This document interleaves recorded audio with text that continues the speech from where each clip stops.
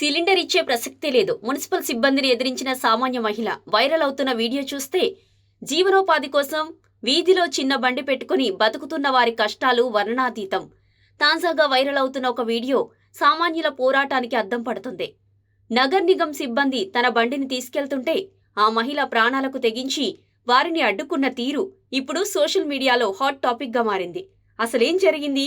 ఇక పూర్తి వివరాలకు వెళితే సోషల్ మీడియాలో వైరల్ అవుతున్న ఒక వీడియోలో మున్సిపల్ కార్పొరేషన్ సిబ్బంది ఆక్రమణల తొలగింపు పేరుతో ఒక పేద మహిళ ఆహార బండిని స్వాధీనం చేసుకోవడానికి ప్రయత్నించారు. అయితే ఆ మహిళ తన జీవనాధారాన్ని వదులుకోవడానికి నిరాకరిస్తూ సిబ్బందితో ధైర్యంగా పోరాడింది.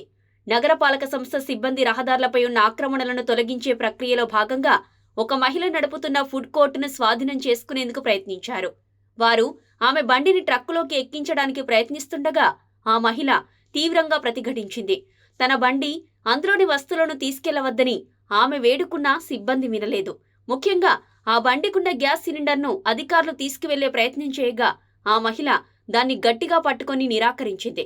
సిలిండర్ ఇచ్చే ప్రసక్తే లేదు, ఇది నా బతుకుదెరువు అంటూ ఆమె చేసిన ఆవేదన ఆ ప్రాంతంలో ఉన్నవారిని కంటతడి పెట్టించింది. అధికారుల బలవంతాన్ని సైతం ఎదిరిస్తూ ఆమె చూపిన మొండితనం ఆ వీడియోలో స్పష్టంగా కనిపిస్తోంది. ఈ వీడియోపై సోషల్ మీడియాలో పెద్ద ఎత్తున చర్చ జరుగుతోంది. నిబంధనల పేరుతో పేదవారి కడుపు కొట్టడం ఎంతవరకు సమంజసమని నెటిజన్లు ప్రశ్నిస్తున్నారు.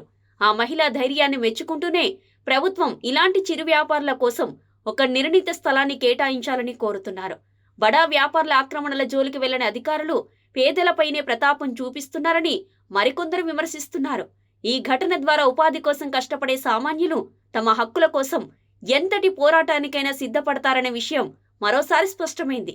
అధికారుల చట్టపరమైన విధులకు, సామాన్యుల ఆకలి కేకలకు మధ్య జరుగుతున్న ఈ నిరంతర యుద్ధం మన సమాజంలోని మరో కోణాన్ని ఆవిష్కరించింది.